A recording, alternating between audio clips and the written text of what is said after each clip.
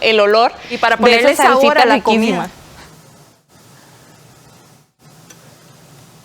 Muy buenas tardes a todos los que nos acompañan. Bienvenidos a nuestra edición meridiana de 13 Costa Rica Noticias. Les recordamos que nos puede seguir a través de las redes sociales como 13 Costa Rica Noticias. Vamos de inmediato a hacer un repaso por nuestros titulares.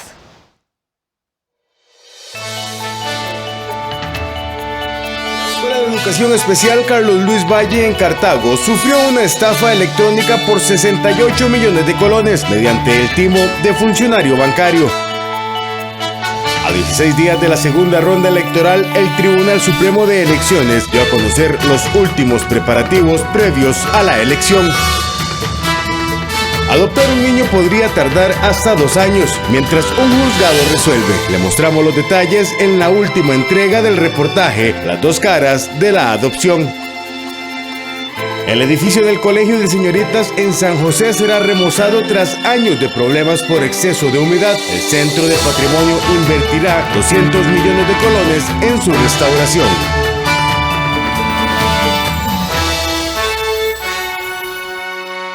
Iniciamos con las informaciones. El Tribunal Supremo de Elecciones fue claro y aseguró que los resultados de las diputaciones emitidos el miércoles anterior son los definitivos y a pesar del malestar del Partido Unidad Social Cristiana, las reglas de la elección son claras y se tienen que respetar. Para ampliar acerca de este tema, hacemos contacto con el periodista Roger Espinosa. ¿Qué tal, Roger? Muy buenas tardes. Gracias, Ana. Un saludo para usted y para los televidentes de 13 Costa Rica Noticias. Y es que precisamente este viernes el Tribunal Supremo de Elecciones, mediante una conferencia de prensa, aseguró que ellos entienden el malestar que existe por parte del Partido Unidad Social Cristiana al haber perdido 2 diputaciones luego del escrutinio manual que se realizó. Sin embargo, en Guanacaste, este partido fue que perdió esta curul por solamente 2 votos. Esto fue lo que provocó que el Partido Unidad Social Cristiana pidiera una aclaración al Tribunal Supremo de Elecciones. Sin embargo, en el tribunal fueron claros y aseguraron que las reglas del juego ya estaban claras, se han venido aplicando ya desde hace varias elecciones y que no se pueden hacer modificaciones o cambios por la molestia de un solo partido, un cambio que podría favorecer a un partido y que no se ha aplicado en otras ocasiones no es aceptable, asegura el Tribunal Supremo de Elecciones. Pero veamos lo que dijo la presidenta del tribunal, la señora Eugenia Zamora, con respecto a esta revisión y bueno, y a este fallo que ya es el absoluto, el que dice cuáles son los diputados que estarán presentes en Cuesta de Moras a partir del próximo 1 de mayo. Hemos seguido no solamente en este caso del Partido Unidad Social Cristiana, sino de todos los partidos. Esa es nuestra obligación y por supuesto, igual que todo el país, toda la población, ciudadanos y ciudadanas, seguimos siempre muy de cerca lo que expresan los partidos políticos, sus candidatos, candidatas y por supuesto muchas veces a través de ustedes, los medios de comunicación, nos enteramos primero, ¿verdad? Incluso antes de que lleguen los documentos oficiales. Y escuchamos con la debida atención, con el respeto y el cuidado del caso, la conferencia de prensa que llevó a cabo el Partido Unidad Social Cristiana. En primer lugar, me parece importante resaltar que ellos a su vez destacan, ¿verdad?, el respeto a la institucionalidad. Creo que eso es algo que nos caracteriza como nación, como país, y ha sido, digamos, el comportamiento histórico de todo el país, de la ciudadanía, de los partidos políticos.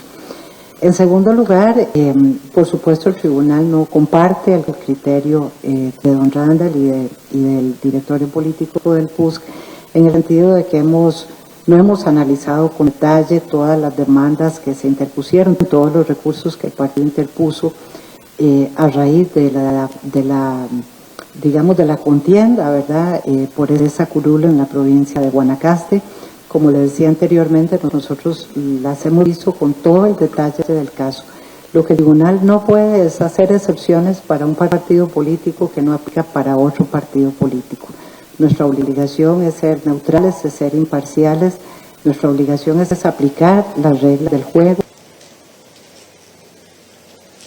Muy bien, y también el Tribunal Supremo de Elecciones ya alista los detalles finales para lo que es la realización de las elecciones del próximo 3 de abril. Nos comentaban que hay 68.299 fiscales inscritos desde la primera ronda. De estos, 9.724 son del PLN y 3.469 de Progreso Social Democrático. Para esta segunda ronda, el PLN inscribió 2.919 nuevos fiscales y el Partido Social Democrático de Rodrigo Chávez inscribió 4.223 nuevos fiscales. Es importante comentar que ya las 6.766 turnas que se utilizarán en el territorio nacional como fuera de nuestras fronteras ya están prácticamente listas y ya este envío de materiales comenzó, por lo que dentro de pocos días podrían estar llegando a manos de los personeros de las juntas receptoras de votos, que tienen que tenerlos en sus hogares para pues resguardarlos de cara al proceso electoral. Veamos lo que dijo Héctor Fernández con respecto a esta situación. Sí, recordemos que estos son términos ordenatorios, ¿verdad? Y es lo que establece la ley. Es decir, que no quiere decir que si no se entrega el 26 ya no se puede entregar. Todo lo contrario. Sin embargo, nosotros somos muy estrictos en el cumplimiento de esos términos. Nuestros asesores están en un monitoreo constante. De hecho, ya tienen que tener cada junta cantonal su plan de entrega, ¿verdad? Y nuestros asesores le exigen a los auxiliares electorales que vayan el día y hora en que la Junta Cantonal está convocando. Todas las juntas cantonales convocan y hacen esos planes de entrega de acuerdo a esta fecha límite, ¿verdad? Entonces, en dado caso que no vaya ningún miembro de mesa partidario, por ejemplo, es responsabilidad de los auxiliares electorales presentes. Uno de ellos tiene que llevarse el saco o la tula con el material y documentación electoral y llevarlo el día de la elección, ¿verdad? No hemos tenido en el pasado algún tipo de incidente en el sentido de que no hayamos, o sea, que no se haya presentado nadie, ni siquiera un auxiliar. Siempre, aunque sean los auxiliares, llegan al día de la entrega y por eso es que se logra. Y también las juntas cantonales tienen el deber de entregarnos ese plan de entrega con la antelación correspondiente para que nuestro asesor cheque que efectivamente está dentro del plazo, ¿verdad?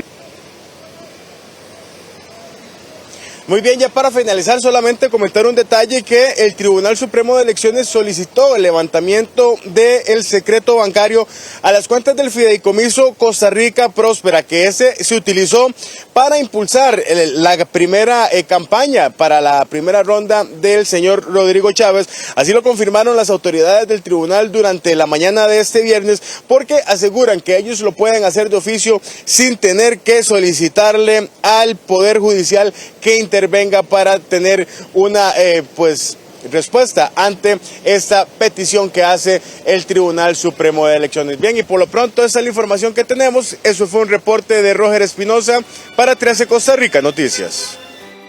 Gracias por esta amplia información.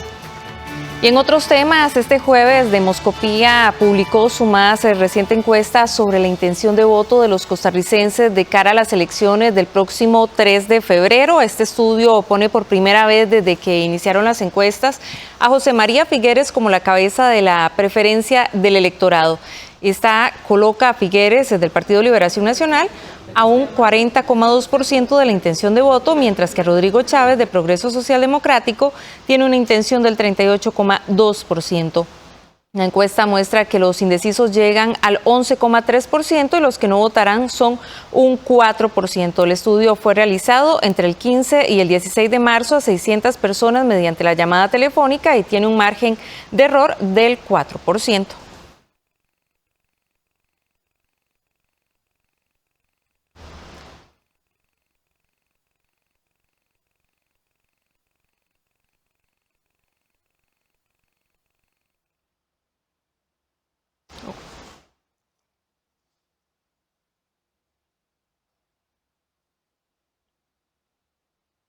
Vamos a pasar a otros temas. Y una escuela de enseñanza especial de San Rafael de Oriamuno, en Cartago, fue víctima de una estafa electrónica. Los delincuentes sustrajeron 68 millones de colones de una cuenta de la Junta de Educación y este dinero está destinado, entre otras cosas, a transporte y alimentación de los menores. Nuestro compañero Eric Jarquín nos trae los detalles. Adelante, Eric, buenas tardes.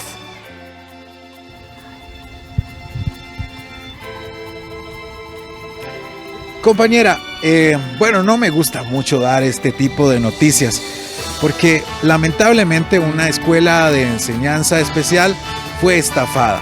Sí, en Cartago, en la escuela Carlos Luis Valle, un miembro de la junta directiva recibió una estafa electrónica y eso hizo que la escuela perdiera 68 millones de colones. Pero veamos las declaraciones del abogado Alfonso Ruiz, que está llevando el caso y que asegura que es muy probable o es posible que la escuela pueda volver a recibir los fondos para seguir operando, por ejemplo, el transporte de niños especiales, el comedor escolar y algunas otras necesidades de este centro educativo. El procedimiento al inicio, como en cualquier otro proceso, pues es, digamos, de alguna manera sencillo, pero sus resultados son inciertos. La denuncia se presenta el día 22 de febrero, que es exactamente el día después de que se percatan o de que se realizan los movimientos. Es el día 22 que se percatan ellos de la circunstancia de estos aproximadamente 15, 17 movimientos que se hicieron en cuestión de 1 hora y 30 minutos, que generaron un perjuicio cercano a los 68 millones de colones. Cuando el señor se presenta al banco porque no logra tener acceso a sus cuentas, es que se percatan en la entidad bancaria de los movimientos que se habían realizado. De inmediato le interpone la denuncia a título personal, digamos, pero en representación de la Junta. ¿Por qué a título personal? Porque de la cuenta de él también sacaron el dinero que él tenía. No solo de la cuenta de la Junta, sino de la cuenta de él. Luego inmediato lo pone en conocimiento de las autoridades administrativas. El Ministerio de Educación Pública, en la figura de la Dirección Regional, también actúa de inmediato. Se pone en conocimiento de las altas autoridades del MEP y unos días después la Junta en pleno formula una denuncia ya ampliada donde la firman todos los miembros de la Junta. Pero también conversamos con el director regional del MEP, el señor Víctor Hugo Orozco, quien aseguró que aunque durante estos meses no van a haber recursos de los que se había girado a la Junta Directiva, el MEP está haciendo todo lo posible para que la escuela no tenga ninguna afectación. Nosotros tenemos abiertas 3 acciones concretas. Primero, mantener una comunicación constante con padres y madres de familia para que estén con información actualizada sobre cómo se va desenvolviendo el escenario de transferencia. Sobre todo, el otro es el vínculo y el enlace entre la Junta Administrativa, la dirección del colegio, con las autoridades de la Dirección de Programas de Equidad y el Departamento de Juntas de Educación a nivel nacional, para facilitar la transferencia de fondos, particularmente en este mes, ¿verdad? Para que la escuela mantenga los servicios de manera continua y responsablemente. Y el otro frente abierto, digamos, que es el judicial, ¿verdad? Que estamos a la espera de que las autoridades judiciales nos den el informe final de lo que realmente sucedió. Entonces, en esos 3 campos de acción está trabajando la Dirección Regional. Esperamos que esta situación se pueda solucionar muy pronto, ya que las autoridades del organismo de investigación judicial ya están elaborando todas las investigaciones necesarias para determinar incluso cuáles fueron las cuentas donde fue girado el dinero en diferentes tractos. Vamos a mantenerlos informados, pero por ahora regresamos al estudio principal, informó Eric Jarquín. Gracias, Eric, por esta información y pasamos de inmediato a la información deportiva y nos vamos hasta el Proyecto Gol, donde el técnico Luis Fernando Suárez está presentando la lista de convocados de la selección nacional para los Juegos Eliminatorios previos al Mundial de Qatar. Ahí se encuentra nuestro compañero periodista de deportes, Esteban Díaz. Adelante, Esteban, buenas tardes. Muy buenas tardes a todos los que nos están escuchando y nos están viendo aquí en desde Costa Rica Noticias. Justamente en este momento está dando el técnico Luis Fernando Suárez lo que es la lista de jugadores convocados para esos 3 partidos ante Canadá, El Salvador y Estados Unidos. Vamos a irlo leyendo poco a poco. Keylor Navas, Leonel Moreira y Esteban Alvarado como guardametas. Defensas, Juan Pablo Vargas, Francisco Calvo, Kendall Waston, Daniel Chacón, Keisher Fuller, también Carlos Martínez, de Ronald Matarrita, Ian Lawrence y Brian Oviedo. Como volantes, Jelsin Tejeda, Celso Borges, Justin Salas, Orlando Gala, también Douglas López, Alonso Martínez, Gerson Torres, Carlos Mora, Jewison Bennett, Brandon Aguilera y Brian Ruiz. Y como delanteros, Anthony Contreras, Joel Campbell, José Guillermo Ortiz y Johan Venegas. Estos son los jugadores que van a estar en este momento convocados para lo que son estos 3 partidos ante Canadá, El Salvador y Estados Unidos. En ese momento está dando Luis Fernando Suárez algunas declaraciones. Me deja triste, pero otra parte me deja contento respecto al futuro que tiene Costa Rica, si se sigue trabajando de esta manera. Eso para mí es vital y necesario. Hubiese sido muy bueno tener a Duarte, hubiese sido muy bueno tener a todos los jugadores que en este momento tienen alguna lesión, pero son situaciones que uno normalmente sabe y conoce que en el fútbol se pueden presentar, de que va a haber lesiones, de que va a haber suspendidos, de que va a haber enfermos por COVID. En fin, son circunstancias que aunque no se guste vivir con ellas, de todos modos está ahí al lado del futbolista, al lado del entrenador. Continuamos con Repretel. Don Luis, muy buenas tardes. Carlos Serrano, estamos en vivo para Noticias Repretel. Quería consultarle porque hay 4 jugadores que podrían tener su debut en eliminatoria, según la lista. ¿Cuál ha sido su mensaje específico con estos 4 jugadores jóvenes y cómo también preparar estos partidos a nivel personal? ¿Usted cómo los está viviendo ya con la posibilidad clara que tiene la selección? Gracias. Hay una cosa que siempre a uno como que lo pone a pensar respecto a la posibilidad de un jugador nuevo para que represente el país, y es esa situación de no tener esa experiencia. Pero, y ahí es donde uno siempre pensará, cuando alguna vez vas a tener una primera vez. Y en ese sentido yo creo, y ustedes lo han visto durante todo este tiempo, no tengo ningún temor en llamar a un jugador, independientemente de su edad, pero el que tenga 17 años, 18, 19, y si no tiene ningún partido, no tengo ningún temor. Eso sí, le doy toda la confianza, hablo con ellos para que en un partido hagan lo que normalmente puedan hacer o que hacen en sus clubes, por esa razón lo llamamos.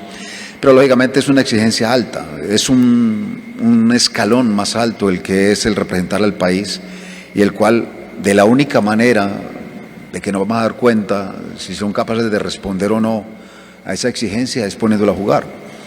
O sea que yo confío en que estos muchachos, cuando tengan su oportunidad de jugar, demuestren la personalidad que en este momento están demostrando jugando en liga. Es distinto, sí, pero es la única manera de saber cómo pueden responder, es poniéndolo a jugar. Espero que respondan bien porque son grandísimos jugadores. Continuamos contigo, Sports. ¿Qué tal, don Luis Fernando? Buenas tardes, Federico Calderón, estamos en vivo para Fútbol por Dentro. Profe, Aarón Suárez había sido un jugador bastante regular con la selección, incluso muy elogiado. Le pregunto esto no en son de justificarle, sino más bien conocer en qué punto se bajó él del avión, llamámoslo popularmente, y se montó Brandon Aguilera, y también un criterio de Brandon Aguilera como tal de lo que vio en selección nacional, que es un jugador que pues el pueblo costarricense le tiene. Usted me puede hablar de Aarón Suárez y me puede mencionar un montón, 4, 5, 6, yo creo que más. Y la mejor noticia es esa. La mejor noticia es que en determinado momento ustedes, después de que se termine esta reunión, empiecen a hablar sobre los que faltaron. Y me parece que eso es bueno. Eso es bueno por algo, porque indica a las claras de que hay elementos como para poder estar pensando y confiando en que las cosas pueden salir bien. Aarón sigue siendo para mí un jugador importante, alguien que cuando se le pidió que hiciera lo mejor por el país lo hizo. Hoy, dentro de todas las situaciones, él estaba medio tocado cuando hicimos la primera llamada, entonces por esa razón un poco no lo llamé pensando en su lesión, pero yo sigo teniéndolo a él en cuenta como para que las posibilidades cuando clasifiquemos al Mundial estén ahí respecto a que él también tenga su oportunidad.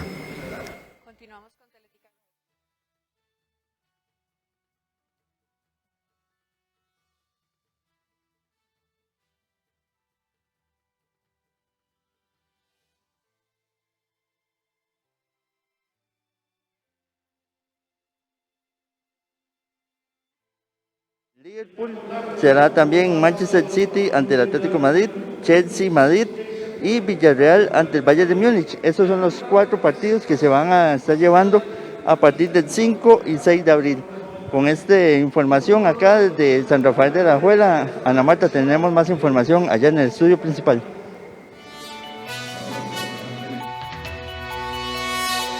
Perfecto, Esteban, muchísimas gracias por esta información. Al ser las 12:20, vamos de inmediato a hacer un pase, a hacer un corte más bien, y ya regresamos con más noticias.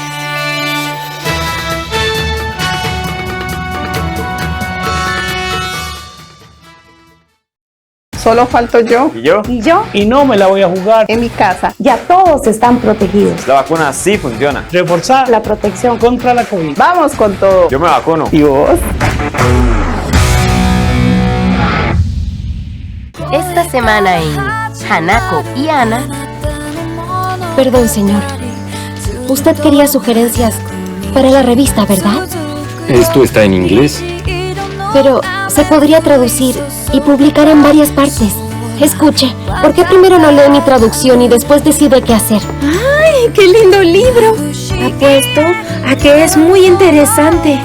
Es una pena que no lo pueda leer. De lunes a viernes a las 2 de la tarde.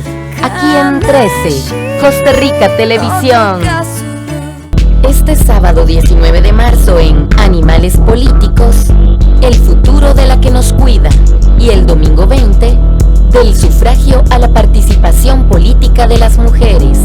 Animales Políticos, ganadores del Premio Nacional de Cultura 2021. Los sábados y domingos a las 7 de la noche. En 13, Costa Rica Televisión. ¿Hay alguna manera, algún método que tengan ustedes como para saber si es pura posta o está un toque diluida? Pasa mucho con la miel que no es miel. Así que no se dejen engañar. A veces uno va a comprar miel y ve un frasquito muy lindo con una abejita dando vueltas, con colores que remiten a la miel, pero se trata de jarabe de maíz de alta fructosa. Ay, ay, ay. El cocinero Juan Brachelli y la bióloga Eugenia López se proponen descubrir los aspectos científicos de la gastronomía. Los sábados a la 1:30 de la tarde, aquí en 13, Costa Rica Televisión. Cuando alcanzas un sueño, uno nuevo comienza. Por eso en BN Venta de Bienes te damos los mejores beneficios, tasas fijas todo el plazo y más. Descarga nuestra app o visita www.bnventadebienes.com.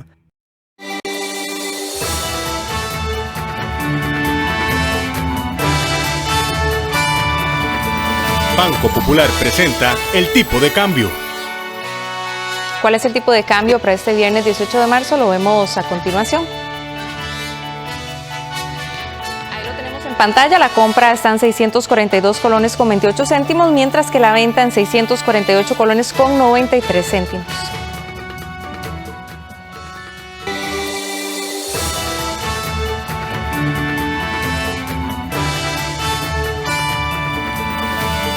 Banco Popular presentó el tipo de cambio. Se podría creer que una vez que el PANI encuentra una familia para el menor, todo está casi listo para que se formalice la adopción. Sin embargo, el camino aún es largo. En esta cuarta y última entrega del reportaje Las dos caras de la adopción se hablará de esta lentitud en el proceso, así como el comportamiento general de las adopciones en los últimos años. La periodista Catherine Chávez está con nosotros para ampliarnos. Catherine, muy buenas tardes. Muy buenas tardes, Ana Marta. Y hace 15 años la cultura adoptiva en el país era sumamente restrictiva. Las familias solo querían acoger a bebés menores de 3 años y sin antecedentes de violencia física ni sexual, lo cual reducía muchísimo las cifras de adopción. Sin embargo, tras un esfuerzo del patronato por abrir esa visión, los datos cambiaron para bien, tal como podemos observar en este gráfico. En el 2008 se lograron 79 adopciones, mientras que para el 2015 se habían conseguido un total de 154 procesos, siendo esta la cifra más alta en los últimos años. Actualmente el promedio anual es de 100 años ubicados con familias.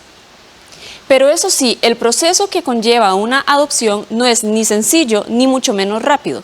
Cada etapa implica largos tiempos de espera. Por ejemplo, cuando el asunto llega a los juzgados, estos tardan en promedio hasta 20 meses en resolver una adopción nacional.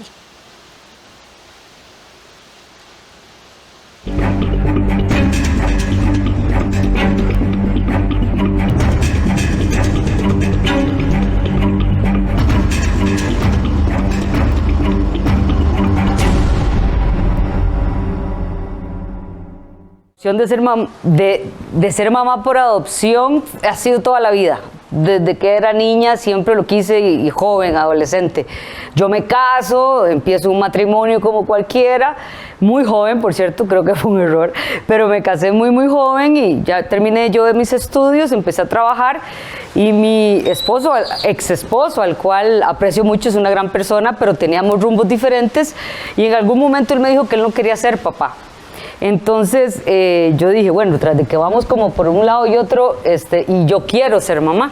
Entonces, pues nos divorciamos el tiempo y yo soy profesional, soy fisioterapeuta, maestría, doctorado, las cosas que uno puede lograr en el camino, pero siempre con el deseo imperioso de la maternidad.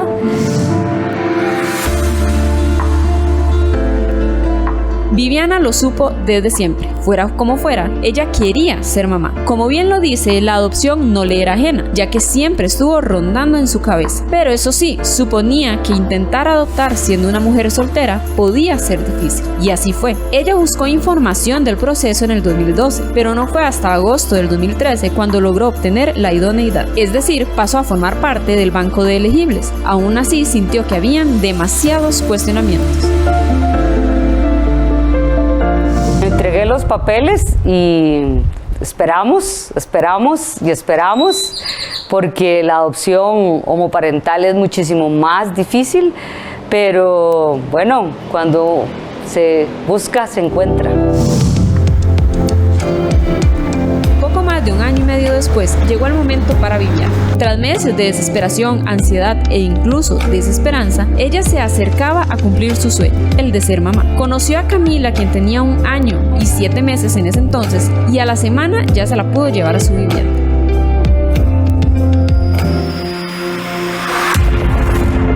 Creyó que ya todo estaba por terminar, pero aún no. Aún le faltaba un largo e importantísimo camino por recorrer, y era el de conseguir que la adopción tuviera el visto bueno de un juez. Ella no recuerda cuándo llegó su expediente al juzgado, pero sí narró que el día de la audiencia, Camila ya tenía cerca de 3 años. El caso de Viviana y su hija podría ejemplificar la espera que deben tener las familias adoptivas para dar por terminado el proceso y que su hijo incluso tenga ya hasta sus apellidos. En el juzgado de familia, niñez y adolescencia, por ejemplo, se busca que ese trámite no dure más de 6 meses en el caso de adopciones nacionales, mientras que para las adopciones internacionales el plazo se reduce a 3 meses. Estas últimas consisten en cuando una familia extranjera adopta a un niño costarricense luego de que ningún hogar nacional quisiera acogerlo.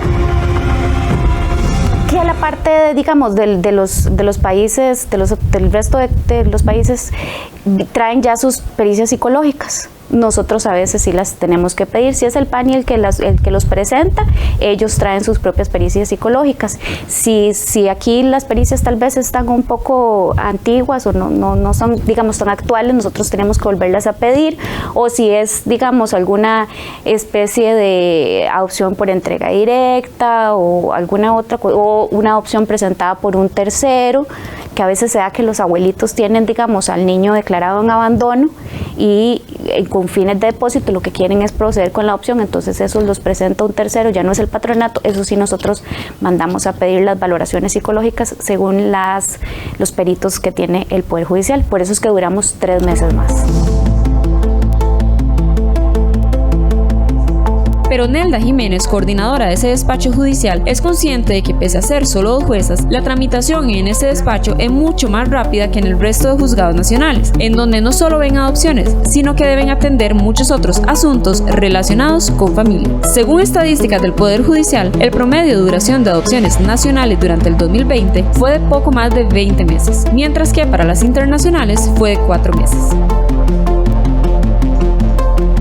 Yo creo que aquí nosotros somos bastante rápidos, pero sí he de mencionar que nosotros somos un juzgado especializado, ¿verdad? Por todo lo que le comenté al inicio, de que existió la obligación de Costa Rica, es decir, firmamos esta Convención de Derechos del Niño, firmamos una convención para la cooperación en materia de adopción internacional y tenemos que cumplir.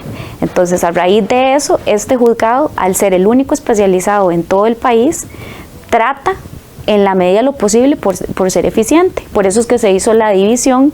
Digamos, nosotros no vemos procesos de divorcio, igual nos llamamos familia, niñez y adolescencia, pero no vemos procesos de divorcio, no vemos situaciones de filiación, esa especie de procesos que tal vez no vemos pensiones alimentarias en segunda instancia, que evidentemente pueden ocasionar, digamos, una diferencia en la rapidez con la que se dan los trámites.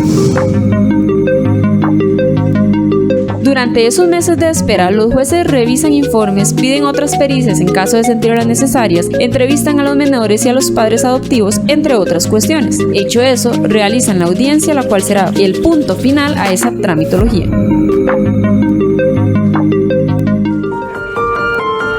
Viviana recuerda ese momento como uno de los más especiales. Y ya luego el PANI da como el visto bueno y de ahí entonces se pasa a los juzgados y empieza el trámite a nivel judicial. Entonces el juez de familia es el que hace una sesión, ¿verdad? Y empieza, yo me acuerdo que yo llevé a Camila, mi hermano es abogado y me acompañó, y te empieza a hacer preguntas y te empieza a decir cosas importantes. Y nunca voy a olvidar que Camila era muy niña, yo calculo que tenía 2 años y medio, 3 años, no me acuerdo claramente, y entonces él le preguntó a Camila, ¿quién es ella? O sea, él le pregunta a ella que quién era yo, y entonces Camila nada más se vuelve y le dice, es mi mamá, y entonces él dijo, no hay nada más que decir. Así, ella pasó a formar parte de las muchísimas familias que han adoptado menores en los últimos años. Según estadísticas del PANI, 1.285 menores han encontrado un hogar desde el 2008 hasta el año anterior. Más en detalle, del 2008 al 2010, la cantidad de adopciones era en promedio de 60 por año. Sin embargo, luego de que el PANI buscara fomentar una cultura adoptiva más abierta, esa cifra pasó a un promedio de 100 por año. En algún momento histórico, si usted se va a tal vez unos 15 años para atrás, nosotros teníamos deseos adoptivos de las familias que venían acá muy restrictivos. Querían niños o niñas de 0 a 3 años, había una preferencia por las niñas, no se aceptaban condiciones como por ejemplo el abuso sexual, cuando un porcentaje altísimo de nuestros niños y niñas han sufrido en alguna forma violencia de carácter sexual, no se aceptaba la discapacidad muy restringida, condiciones de discapacidad de cualquier índole, antecedentes familiares psiquiátricos o antecedentes familiares de adicción a drogas, alcohol, o niños que durante la gestación la madre había tenido ingesta de drogas, alcohol. O sea, este tipo de situaciones no se aceptaban. Entonces, bueno, desde ese tiempo nosotros venimos trabajando en tratar de darle un vuelco a esa cultura adoptiva. En cuanto a las adopciones internacionales, se maneja un promedio de 20 procesos anuales. Principalmente los países receptores son Italia, Estados Unidos y España. Por ello, Urbina reconoce la gran importancia que tienen los foráneos en este tipo de procedimientos, ya que ellos son mucho más abiertos a la hora de acoger a un menor. Dijo que a los extranjeros poco les preocupa la edad que tengan, si tiene discapacidad, así como si deben adoptar a 1 o a 3 o a 6 hermanos en un mismo momento.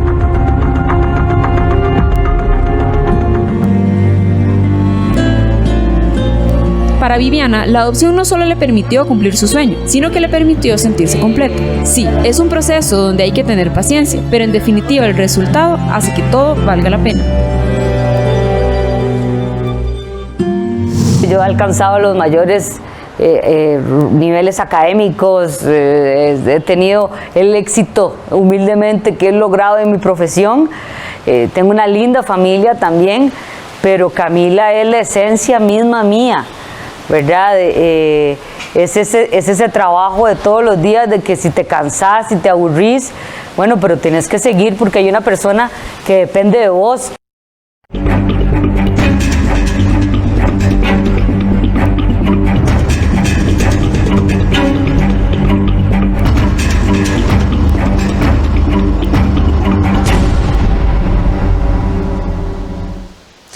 Bueno, y es que estas situaciones siempre son muy complejas, Ana Marta, ¿verdad? Donde ya llega el caso a un proceso judicial, cuando ya llega a los juzgados, que tarden tanto tiempo en resolver es algo que evidentemente hay que revisar para evitar que las familias y principalmente el menor pasen también por este largo camino que ya de por sí ha sido bastante extenso.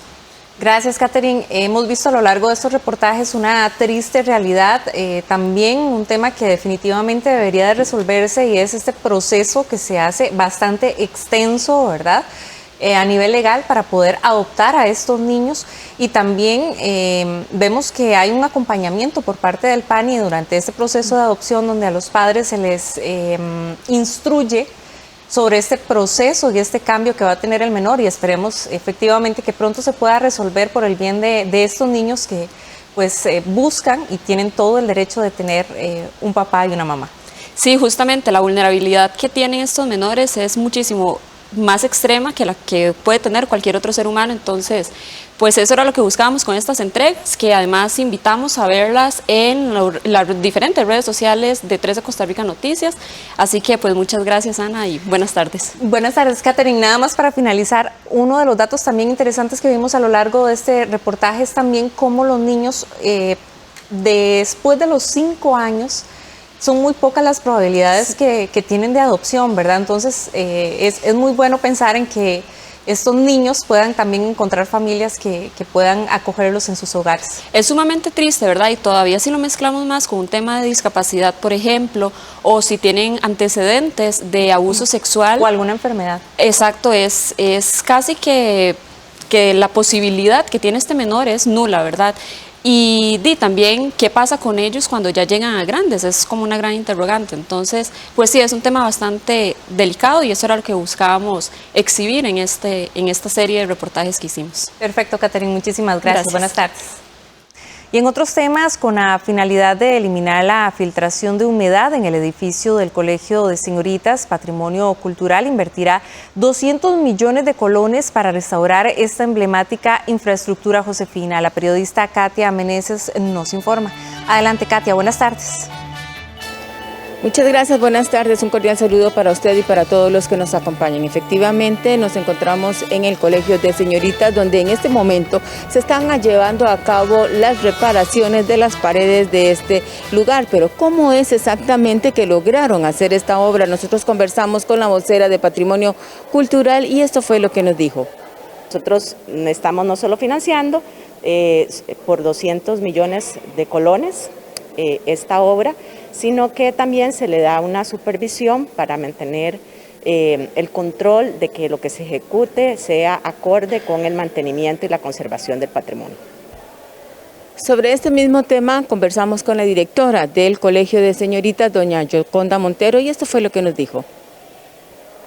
Hoy día la institución tiene algunos daños que es importantísimo repararlos, porque como es patrimonio, es esencial que ellas tengan un centro educativo que no solo sea histórico, sino esté en las buenas condiciones que ellas merecen.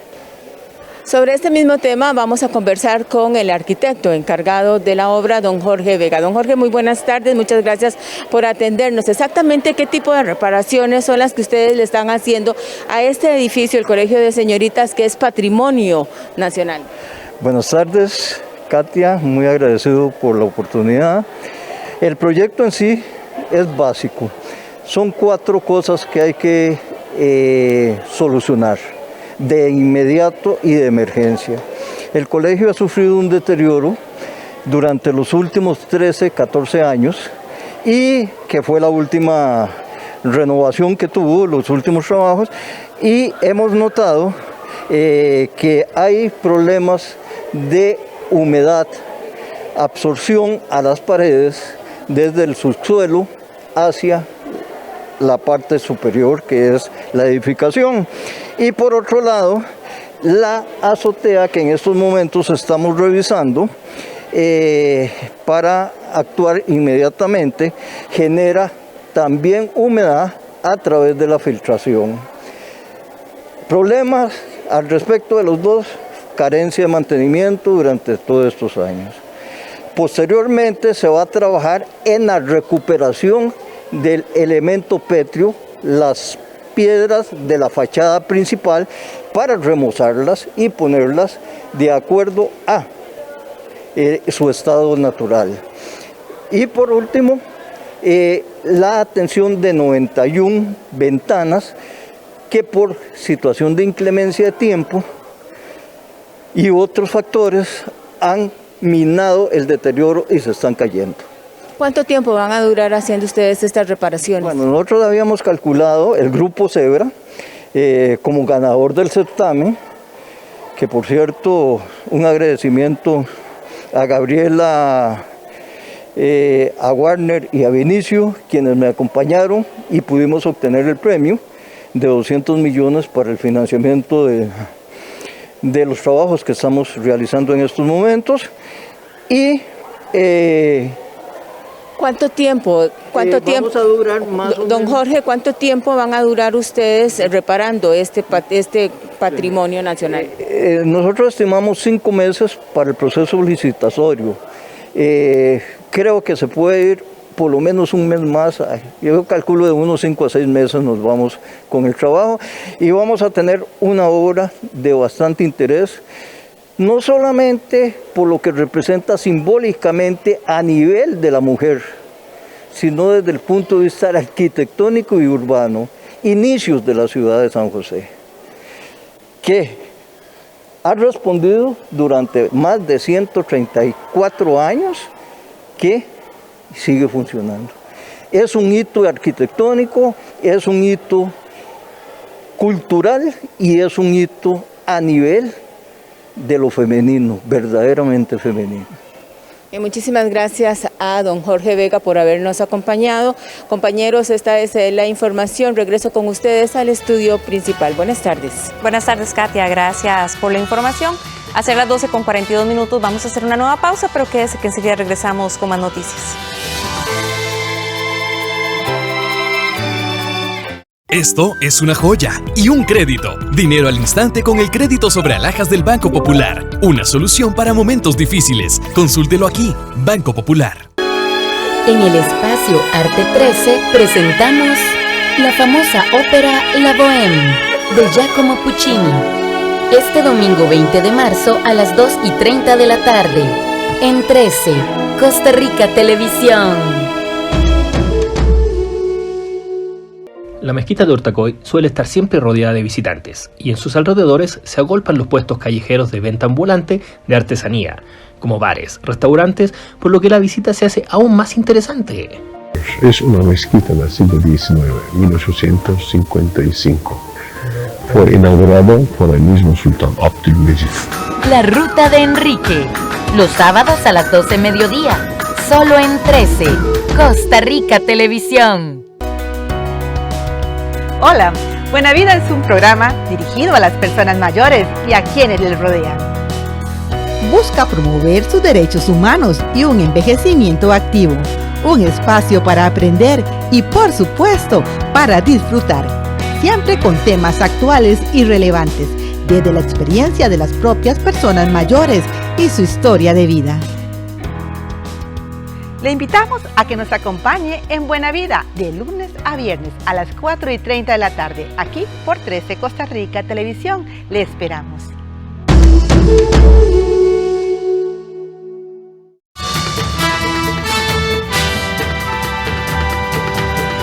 Continuamos con más información. El diputado Welmer Ramos presentó un proyecto de ley que pretende crear mecanismos por la vía civil para garantizar que quienes accedan a créditos tengan herramientas suficientes y efectivas para la defensa frente al cobro de intereses usureros. El diputado Welmer Ramos presentó a la corriente legislativa un proyecto de ley para la protección contra el cobro usurero. La iniciativa busca dotar de herramientas a las personas deudoras mediante la vía civil para protegerse de los cobros excesivos. El legislador indicó que a pesar de los avances logrados con la ley de usura, quedaron algunos vacíos de aplicabilidad en la vía civil. Ramos explicó que actualmente un deudor no puede alegar ante el juez que se le está cobrando una tasa de interés de usura, salvo que acuda a la vía penal o bien a un proceso proceso civil ordinario para declarar la nulidad del contrato de crédito. El legislador argumenta que ambas opciones son caras y lentas, por lo que no ofrecen justicia pronta a las personas. Uno de los proyectos más importantes que ha aprobado esta Asamblea Legislativa fue ponerle techo a las tasas de interés. Esto es ley de usura. Sin embargo, hemos visto que esto no es suficiente para defender al consumidor financiero de estas prácticas, puesto que esta ley solo se aplica en la vía penal. Es necesario que en la vía civil el consumidor financiero tenga una opción para ir donde un juez cuando considere que las condiciones de sus contratos están violentando la ley de usura. Y esto es lo que hace un proyecto de ley que estoy presentando con el número 22.962, que además permite que en los casos de cobros judiciales el juez tenga que velar porque las tasas de interés y las cláusulas de esos contratos no contravengan lo que es la ley de usura. Ramos además indica que tampoco existe en Costa Rica una vía ágil para que un deudor pueda pedir que se revise la tasa de interés pactada y verificar si ésta se ajusta a la tasa máxima establecida por el Banco Central. La iniciativa del diputado busca la posibilidad de recurrir dentro de un proceso sumario para que se revise si la tasa de interés se adecúa al límite establecido por la ley contra la usura crediticia, así como cualquier otra condición abusiva que le pueda estar siendo aplicada. Además, modificar el Código Procesal Civil para incorporar un mecanismo de defensa específico para que el deudor sometido a un proceso pueda solicitar al juez las mismas valoraciones sobre la tasa de interés que en la ley de usura. El ciudadano costarricense está altamente endeudado a nivel privado, no solo con tarjetas de crédito, sino también con activos. Hay en Costa Rica 1,5 millones de personas que no tienen acceso al crédito porque no tienen currículo crediticio. Muchos de ellos fue parte del impacto del COVID, los cuales quedaron totalmente desprotegidos. Este sector va específicamente al mercado informal, es decir, donde están los prestamistas y financieras no reguladas, donde ahí pagan un alto nivel de usura. Es decir, que la propuesta de un diputado de llevar a rellenar los vacíos legales que tiene la ley de usura logra atenuar, es decir, a disminuir el tema de la usura, sin embargo no va a solucionar el problema. ¿Por qué? Porque hay aspectos legales que duran mucho tiempo. El consumidor, por lo general, si va a ir a un tema legal a defender sus derechos, eso se lleva más de 6 meses y usted con 3 meses automáticamente está en cobro judicial. Actualmente hay más de 800.000 casos de cobros judiciales en los tribunales. Los efectos de la pandemia y el constante aumento en el precio de los combustibles ya pasan la factura a los empresarios de autobuses. Según datos del Consejo de Transporte Público, más de 50 rutas del país están en abandono y esta semana 3 empresas devolvieron su concesión. La Cámara Nacional de Transportes ha venido advirtiendo de la difícil situación que enfrenta el sector de transporte público producto de las afectaciones por la pandemia, donde un reciente informe del Consejo de Transporte Público revela que más de 50 rutas están en abandono. Esta situación se agrava por los incrementos en el combustible. Precisamente el pasado miércoles una empresa más tuvo que devolver su concesión. Se trata de Autotransportes Corales, que daba servicio en la ruta 723 en la provincia de Limón, y se espera que este viernes 2 compañías más tomen la misma decisión. Hace algunos días la Cámara Nacional de Transportes manifestó que si los precios de los combustibles siguen en aumento, la situación se hará insostenible, tanto para los empresarios como para la población que utiliza el servicio, ya que la única alternativa será aumentar las tarifas de autobús. El mensaje también ha sido apoyado por otros sectores del gremio. Tenemos casos específicos como la empresa Transportes Aguilar Cruz, de la ruta 171 y 198 en Puriscal, la ruta 318 en el Eladio Abarca, que está a próximos días, el día de mañana, de firmar la renuncia, porque las situaciones que hoy acogen y sufrimos los empresarios en general es con un costo muy alto y no da más. Tienen una serie de obligaciones que deben de responder, como son las obligaciones patronales que tienen y han debido de generar y realizar arreglos con cada uno de ellos para cumplir con estos pagos propios de la operación en el tiempo laborado.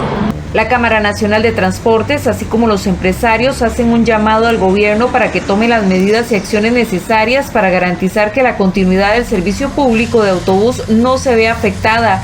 Cerca del 56% de la población costarricense utiliza este servicio para movilizarse. La baja demanda, los altos costos de operación, cánones, seguros, obligaciones con la Caja del Seguro Social, el combustible, el poco auxilio del gobierno dio y da la continuidad de renuncias, que ya son muchas, y eso es preocupante, porque ya podríamos decir que el sector del transporte público está ya en una quiebra técnica digno de atención urgente. Algunas de las empresas que han tenido que cerrar sus puertas eran de Palmares, Turrubares, Río Cuarto, Toro Amarillo, Puerto Jiménez, Nicoya, Avangares, Monteverde, Ciudad Quesada, Pocosol, Upala, entre otros. El pasado miércoles, la Arecep anunció que realizan estudios técnicos para verificar si es factible o no aumentar las tarifas de autobús de algunas rutas. 12:52, vamos a hacer una nueva pausa y enseguida regresamos con toda la información a nivel internacional.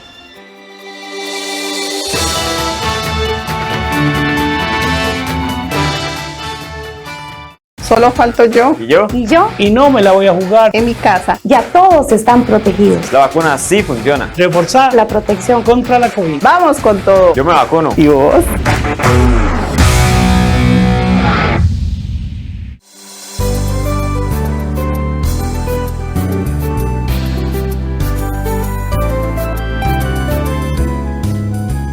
En Buena Vida, este viernes vamos a disfrutar de buena música con el Club de Cuerda Dorada de la Asociación Gerontológica Costarricense. Además, vamos a tener clases de francés y vamos a conocer sobre aromaterapia.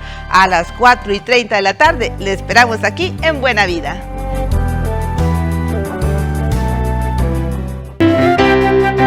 Un programa con entrevistas, humor y música en vivo. Estará con nosotros una maravillosa hechicera del paladar que nos regala los sabores de Oaxaca, la cocinera Abigail Mendoza. ¡Uy! También nos acompaña una gran banda independiente que mezcla los sonidos de los pueblos originarios, ritmos electrónicos y otra cosita. Ellos son Ampersand. ¡Uy! Me canso ganso. Los viernes a las 2:30 de la tarde y 10 de la noche. Aquí en 13, Costa Rica Televisión. Continuamos el mes dedicado a la mujer en Dominio Documental con La Nueva Ruta, un documental dedicado a las mujeres y su espíritu de libertad, la fuerza que seguirá abriendo nuevas brechas. Y Mujeres contando historias, unión y hermandad se unen en una experiencia a través del relato con diferentes mujeres de Santa María de Dota, el jueves a las 10 de la noche y el domingo a las 10 de la mañana. Cortesía de la Dirección de Cultura del Ministerio de Cultura y Juventud. Aquí en 13, Costa Rica Televisión. Ciencia en todos lados.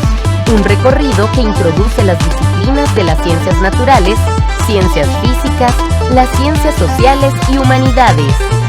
De lunes a viernes a la 1 de la tarde.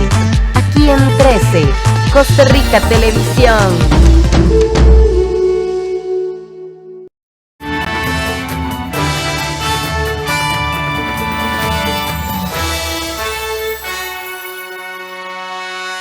Pasamos al ámbito internacional. Los ucranianos se preparan para la segunda ronda de ataques en diferentes frentes. En la madrugada de este viernes se escucharon explosiones en la ciudad de Kiev, que está muy cerca de la frontera con Polonia. La lenta ofensiva para acercar Kiev continúa. Las fuerzas rusas bombardean la capital ucraniana con fuego constante que afecta por ahora a la periferia, mientras el asedio a las principales ciudades ucranianas se mantiene. En la madrugada de este viernes se escucharon fuertes explosiones en Lviv, próxima a la frontera con Polonia. Los ucranianos se preparan para la segunda ronda de ataques en varios frentes. El presidente Volodymyr Zelensky volvió a visitar heridos este jueves y se refirió a la capacidad de resistencia del ejército ucraniano. Los ocupantes creyeron que iban a la Ucrania que ya habían visto antes en 2014 y 2015, esa que corrompieron constantemente y a la que no tenían miedo. Ahora somos diferentes y esto nos permite defendernos de una invasión a gran escala durante 22 días. La destrucción de la ciudad ucraniana de Mariupol bajo asedio ruso afecta al 80% de las viviendas, según el ayuntamiento. Las autoridades de Mariupol siguen tratando de evaluar cuántos civiles murieron en los ataques contra un teatro en el que se escondían cientos de personas. Para los que pueden, escapar de la ciudad de Mariupol se ha convertido en cuestión de supervivencia. Rusia dice que su ejército avanza en territorio ucraniano. El ejército ruso estaría sufriendo problemas logísticos que dificultan su avance. El general ruso, portavoz del Ministerio de Defensa, en su parte diario asegura que todo va según lo planeado. Las Fuerzas Armadas de la Federación Rusa, continuando la exitosa ofensiva, tomaron el control de Novomayorsk y Prichivka. El avance fue de 10 kilómetros. La ciudad de Odessa se está fortificando antes de un ataque de las fuerzas rusas. Es la pieza clave para a largo plazo conquistar toda la costa ucraniana y controlar la salida al mar.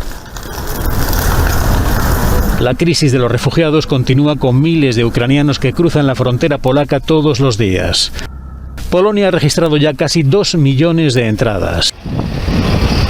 Pero la presión es mayor en Moldavia, ya que este pequeño país, uno de los más empobrecidos de Europa, con algo más de 2,5 millones de habitantes, ha recibido más de 350.000 refugiados ucranianos. Pese a que no pertenece a la Unión Europea, los estados de la UE firmaron un acuerdo que permitirá el despliegue este mismo viernes en Moldavia de agentes de Frontex para prestar ayuda operativa en la recepción de los refugiados. En Bulgaria detuvieron a su ex primer ministro tras una investigación por corrupción. Detenido el ex primer ministro de Bulgaria.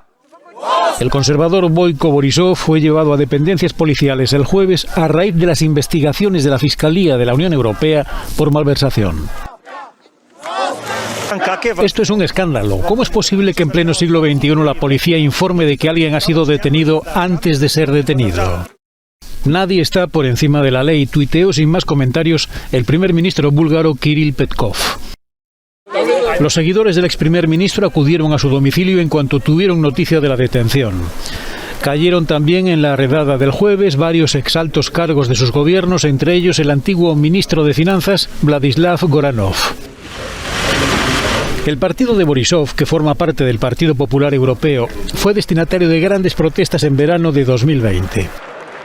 Decenas de miles de ciudadanos exigieron la dimisión del entonces primer ministro por su cercanía a supuestos mafiosos locales y por favorecer a la oligarquía económica del país balcánico. Hasta acá nuestra edición meridiana de 13 Costa Rica Noticias. Gracias por su compañía. Recuerde que le esperamos a las 7 de la noche con más información. Que tenga una linda tarde.